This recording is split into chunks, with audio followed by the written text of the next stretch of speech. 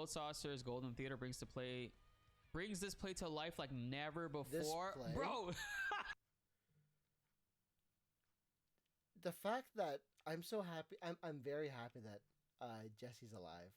In some form, I'm very happy. No way! Did they just shit on Jairus right there like that? This is VR. VR? What do you mean, man? What a big... oh my god. My voice. I'm so excited for more Jesse content. Shout outs to all of you guys for tuning in. Our reaction and initial breakdown is already uploaded. I uploaded that and edited it live. So comment below if you've seen it, and I'll be linking it, of course, for you to check it out. But shout outs to Duncan Eady.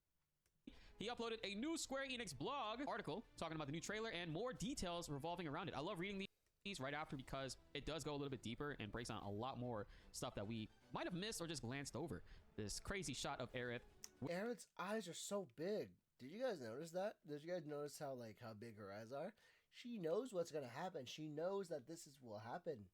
Whispers in the background. You see that in the full one. Black feathers all around her. This is that scene. You know, the whispers appear when... This is that scene, yeah. You got to be careful because of what's going on within the franchise. Is this going to be the moment that Zack saves his girlfriend? Or will this be the moment that's a fixed point in time where we can't do anything about it? They want to keep things going on the rails of where the story is going. Maybe because Sephiroth has absorbed them, he's now controlling them and using them to prevent things from happening. I don't know what's happening here, but this is kind of wild, kind of crazy. I'm not a fan of the way they revealed it during the Game Awards. I feel like after the orchestra, they should have did the rest of the trailer. They only did the second half of the trailer, which is, it's okay, I guess. Oh my god. I will argue that, I mean, by muting out any conversations the character had during the second half of the trailer, it gives us more questions. And I do like the fact that when trailers continually force you into having more questions, it continually builds up hype for games. It's a whirlwind tour, so let's slow things down a little and take a closer look at some of these reveals. Regions of the world. The world of Final Fantasy VII Rebirth is comprised of multiple regions, each boasting unique environments for you to explore and experience on your adventure. Let's take a look at a couple. The Gold Saucer, bro, just to get an idea of how big this is, how massive this is. In the Speed Square, I think that's how you race on the Chocobo or with your bike. But over at the Haunted Square, I'm wondering that's where you'll see nightmare versions of Red 13 and the cast. Look at the people walking around a town square, right? So imagine, obviously, we're going to be that size. And then look at the entranceways. The Ghost Square, the Wonderment Square, which was called the Wonder Square before. I wonder if the Wonderment's going to be where you do the boxing with you versus a Shinran fighter. Speed Square, Battle Square, and Chocobo Square. All very true to the... Oh, no, sorry. Chocobo Square is going to be where you race Chocobos. Speed Square is going to be where you race the motorcycle. Got it. Names of the OG ones. Not seeing the portals to jump in. Maybe the portals will probably be in there. Like, you can jump into a portal to teleport to the other side without having to walk all the way across, like, you know, fast travel through that. But this is the Gold Saucer, our first look at it. And it looks fun. It looks like it's going to be a lot of fun. Oh, is Madame M down here? Because in the trailer, you can see Madame M is, like, right there. I wonder what's her involvement regarding the Golden Saucer. As you're walking around, you see these balloons that are like floating around. It's just like it's just this place is fucking magical, bro. It's pretty much Disneyland. Where's the shady dude trying to sell us GP? Probably towards the back here, right? The entrance. Probably got to go back a little bit more to see that. All these buses are bringing in like people who want to be a part of the experience, dude. They're getting crazy, guys. So much to love, so much to talk about, and you don't want to miss any of that. Please hit that subscribe button, and in 2 months, help raise that third paradise. The Gold Saucer is a resplendent amusement park on an epic scale. It is divided into 7 areas called the squares, each with their own unique attractions. One such is the Sky Wheel, which takes guests high above the saucer for an unforgettable view of the park, and has proven to be a popular date spot. So we'll get the elusive date. Do we have a date with Tifa, Yuffie, or Aerith? But the trailer did push a huge support for the Aerith Cloud relationship, despite the idea that, like, I don't think Aerith and him should be together, but who can say? I'll be taking each of the characters there because we saw in the trailer we actually can take each of them there, which is awesome. Corel Prison, we did see this. Definitely a more improved, refined look, right? Oh, wait, hold on. which is awesome. Corel Prison, we did see This like that particular. Wait, this hold on, is where's there Tifa? because we Tifa. saw in the trailer we actually can Yes. Tifa. take each of them there, which is awesome. Corel Prison, we did see this. Definitely a more improved, refined look right here. Yo, where are the three guys sitting and like awkwardly sitting? And where's it? Oh, back here. And the dude that follows us around is probably from over there. I feel like the house that we're about to go into and Barrett's gonna beat us there and shoot the other guy. You know, all this stuff's gonna be here. We didn't see Mr. Coates. We saw a new character, I think, which they mentioned here. And we'll just continue reading. Which is But the new sprawling slum that character? infests the base of the gold saucer. It's almost as if the saucer's glittering facade acts as a beacon for vagabonds and ne'er-do-wells as the world over, and they flocked over there in droves. So dangerous is the Dust Bowl, Corel's prison, slightly kinder, so big words. Duncan, what are you doing to me? Sobriquet. With those who enter its limits are said to never return, which we know we can get out of there by completing the Chocobo race, for sure. which we've seen in the previous trailer. And then we get to see some new faces, familiar faces that we all know and love. Vincent, Vinny Valentine, looking nice. A really cool shot right here, full frontal face. I saw another one where he pulled the mask down so you can get a better look at him, which is really dope. Voiced by Matthew Mercer, we know about that already. Self-proclaimed security guard who hibernates in a coffin deep below Shinra Manor. The man of mystery is swathed in a red cape and boasts the genes of a monster as well as a hidden connection to Sephiroth. So he doesn't tell Cloud and them that he's a Turk initially. He just says he's a security guard. Now we got Sid. Yeah, because like the hidden connection to Sephiroth is the fact that he was a Turk during the early days of Sephiroth's employment. Genes of a monster, which correlates to the equivalence of a demon, I guess. Highwind, man. Oh, the dude. This was awesome. Voice actor J. Michael Tatum. Let's actually search him. So that's what he looks like. He sounds really good, by the way. In the trailer, we got to hear how he sounds, and maybe I should pull that up real quick. He was the butler. Is there anything I can do for you? I want to help. You can hear like he still has that country accent in there, and it sounds really cool. It's not like super hick. Let's check his IMDb. Oh shit, he versus Irwin, so he's done a lot of stuff. But that is J. Michael Tatum, the voice of Sid. This rogue pilot of reputable skill runs a shuttle service out of various abandoned airstrips after Cloud and company flag him down. He flies them around the globe in his beloved Tiny Bronco. What? They confirmed to us that Tiny Bronco won't be flying for too long, but it says he flies them around the globe in his beloved Tiny Bronco. And Dine, Brian Fury. Dine. Once Barrett's close friend, back when they used to live in the coal mines. Voiced by Dave B. Mitchell. Dine was once Barrett's close friend back when the two used to make their living in the coal mines of Corel. Now he's a wanted man with a gun grafted to his left arm, and his current whereabouts are unknown. I think they show him Marlene's like photo in the trailer. Dine and Barrett scenes are going to be special, and I can't wait to see how they nail it and execute it, and I hope it plays out the way that it's supposed to. Pretty sure it will. Dio! Speedo Dio is no longer wearing a Speedo. This man is jacked, bro. Like, for real. Look at that Six arm. pack and all. Probably an 8-pack under there, too. The most jacked legs I've ever seen in my life. Ian James Corley. I'm a little sick, so sorry if I'm getting a little congested. I tried getting it out. It will not come out, man. I'm so sorry, chat. Charismatic owner of the Gold Saucer, famous for his brawny physique and handlebar mustache, Dio is often found participating in his park parades, flexing his muscles before throngs of screaming guests. Dr. Sheeran, voiced by Lord Shear. Okay, because like he's because like in the one of the trailers earlier, it's depicting his interactions with like the remnants of he called them remnants or like Shinra remnants, Genova something. Sorry. Through his clinic in North Corel, it may be small, Dr. Sharon's heart and intellect are anything but. Lately, he's been caring for the black robe figures that have stumbled into town and is attempting to uncover the truth behind their mysterious illness. Which is like, if you know the lore, it's understandably like their illness comes from Mako poisoning because of all the testings to make Soldier. There's an infusion of Mako energy, and they are of people who are suffering from Mako poisoning. That's how we get Vegetable Cloud in Zack's timeline.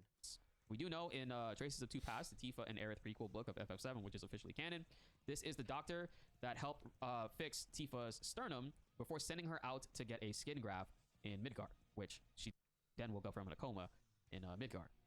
But this is the doctor that operated on her when she was in a coma. So she won't know who this is. She probably knows the name, I would imagine. But that's actually really interesting. I can't wait to see them interact and what's going to happen with that. So this is not Mr. Coates. This is Solemn Gus.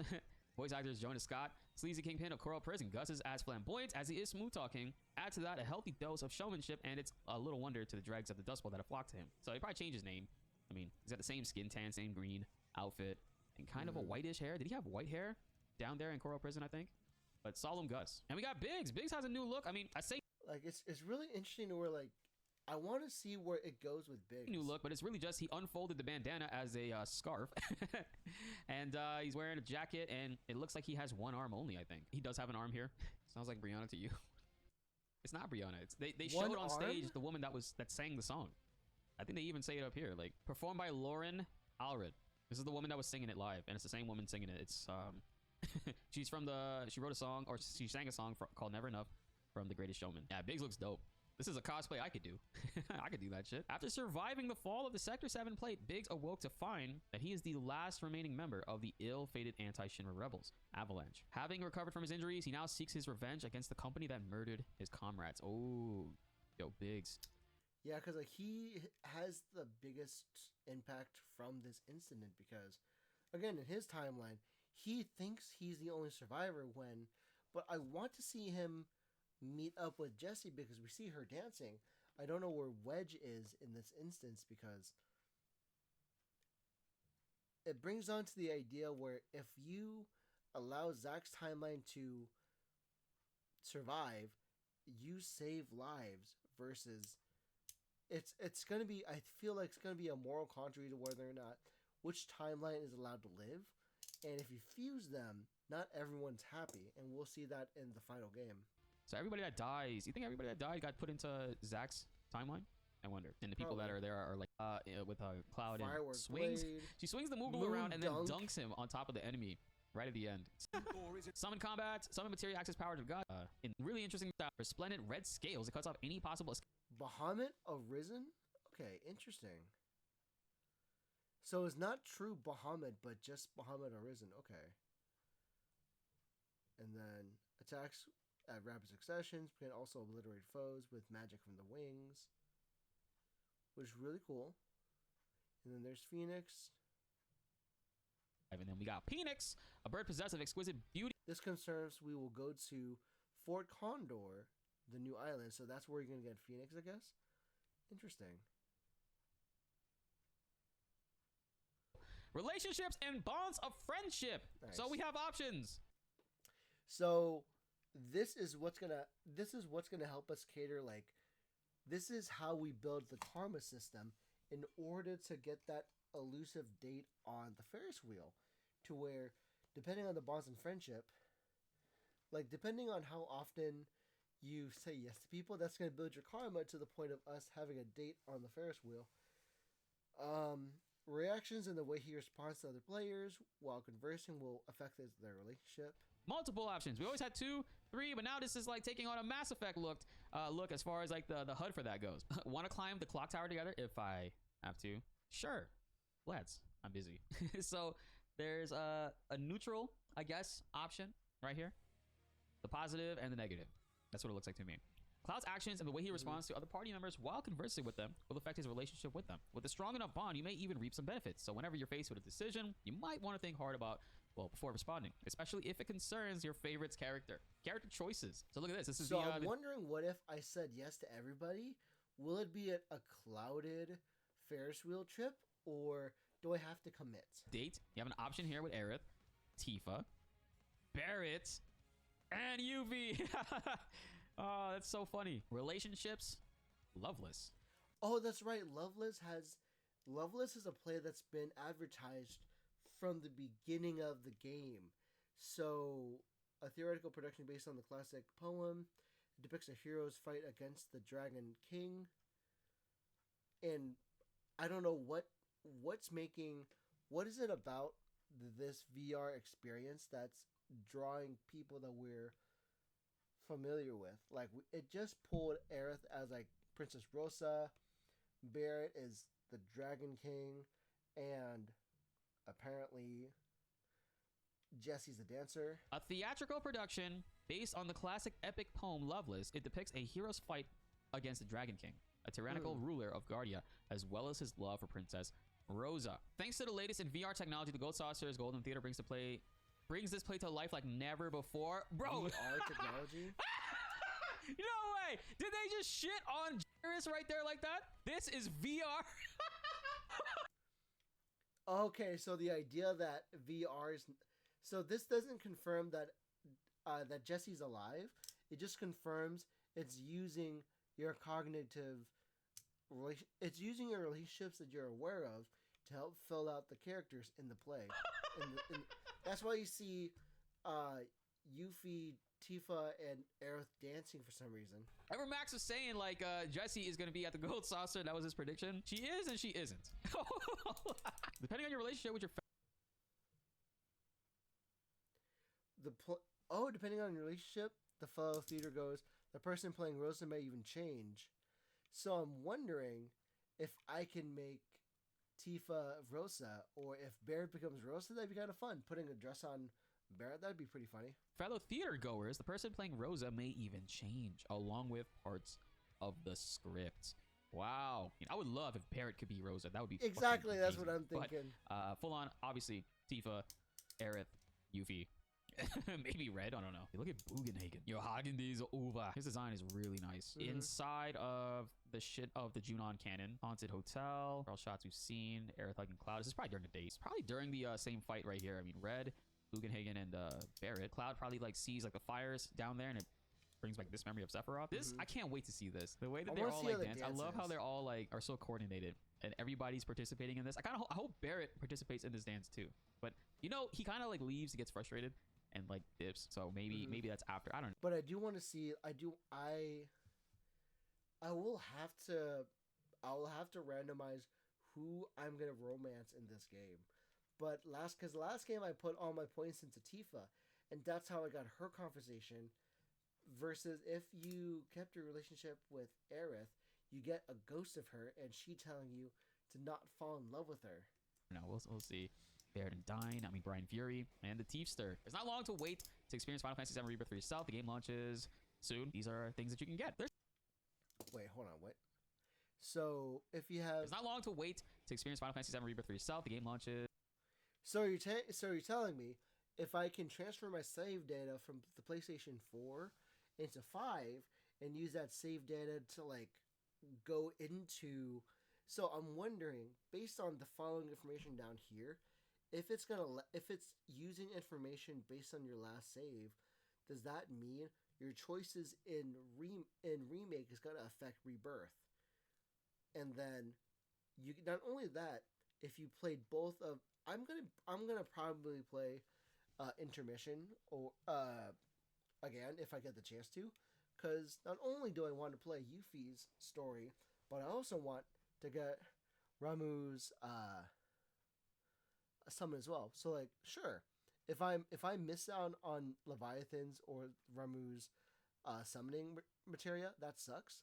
However, I do want to experience Yuffie's experience despite all that. Is soon. These are things that you can get. They're showing us so many things, and I know like for a lot of people this trailer is jam-packed with spoilers, but I personally am at a point now where I want this game, but I'm in a position right now where I can't avoid the spoilers. I think I'm gonna get spoiled regardless, no matter what I do. So I will consume. I will still continue to make the content, and if you guys do want to watch it, then by all means, I do appreciate it. This trailer just went so damn hard. I kind of wish it showed this part of the trailer. Yeah, I'm really excited for what this game has in store, because I'm excited, you're excited about what this game has to offer. This was the most anticipated game during the Game Awards, and for good reason, because every time you see a trailer, there are more questions than answers, and that brings up more hype.